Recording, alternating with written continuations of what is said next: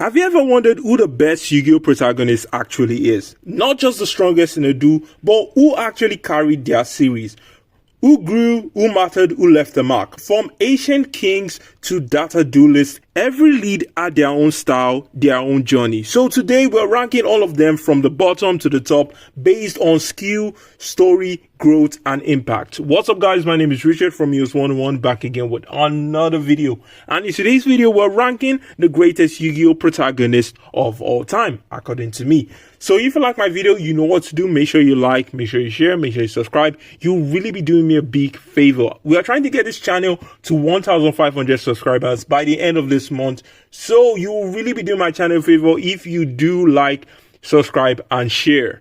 So number 6 on our list is going to be Yuma from Yu-Gi-Oh! Zexal. At the start of Zexal, Yuma was rough. Like barely knew the rules rough. But that also made him different. He didn't start strong, he had to earn every win. With Astra as his partner, Yuma went from reckless to reliable. Not perfect, not unbeatable, but somebody who never stopped trying. What made Yuma work isn't just his dueling, it's actually his art. Even in the face of villains like Vector or literal god-tier threats like Don 1000, he never lost that core belief in people. He's not the flashiest or the smartest, but Yuma's journey from the worst duelist in the room to somebody who actually inspires others, that counts for something.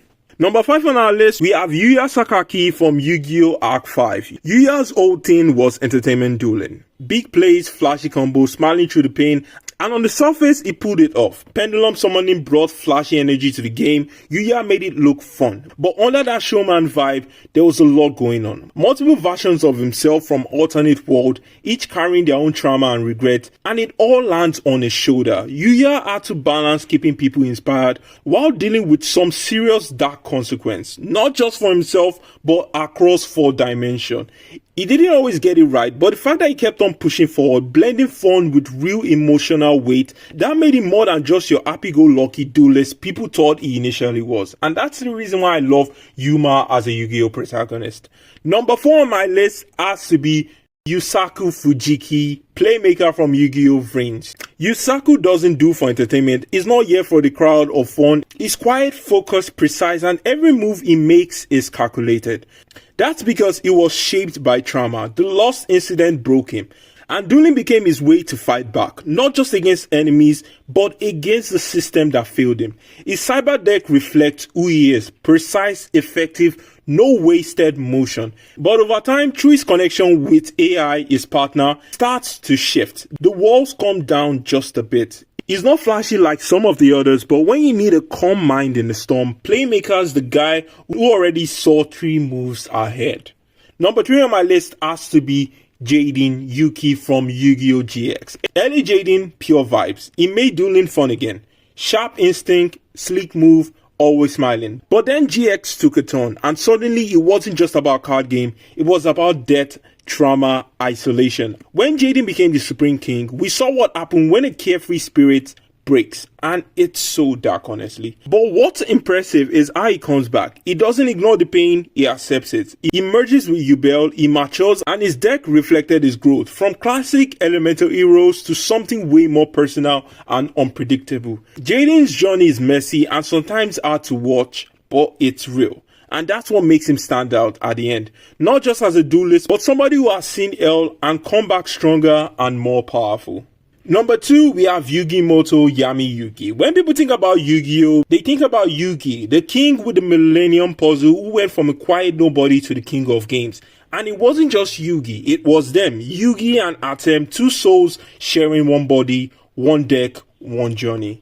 Atem was the main focus earlier on. He was the one mind-crushing characters, outdueling legend, and making impossible play feel natural. But is that really the real story? The real story is actually about Yugi slowly catching up. In the last arc, it's about Yugi stepping into the spotlight, facing the Pharaoh in a one last duel and winning. And not just because he was strong, but because he had grown fully and finally. Yugi is in number 1 because in the end, Atem was the one leading most of the way, but together they defined what it means to do with art. They set the bar that every protagonist since have been chasing. Now number 1 on my list, I'm sure you already know who it is, Yusei Fudo from Yu-Gi-Oh! 5Ds. No ancient spirit, no magical destiny, just a kid from the satellite building his own deck from scrap and dueling his way into legend. Yusei's strength isn't just in how he plays, it's how he leads. He never needed the spotlight, but when things got serious, he was always the one everyone turned to. His synchro summon surgical, his determination unshakable, his story one of great growth and loyalty. Whether it was taking down corrupt system, reconnecting broken friendship, or literally stopping apocalypse. And the wild thing, he barely lost. And when he did, he learned from it. Yusei never needed fate or flair to be great. He earned it. From every single win, every single trap, every single spell, every single strategy proved that Yusei truly is my number one when it comes to the greatest Yu-Gi-Oh! Protagonist of all time. So what did you think about my Yu-Gi-Oh! Ranking? Did you enjoy it? What is your own ranking? You can always drop it down in the comment section because I would love to see how you place each Yu-Gi-Oh! Protagonist. And if you like my video, like I said, make sure you like, make sure you share, make sure you subscribe. Like I originally stated, we are trying to get to 1,500 subscribers before the ending of this month. So each subscribe really counts.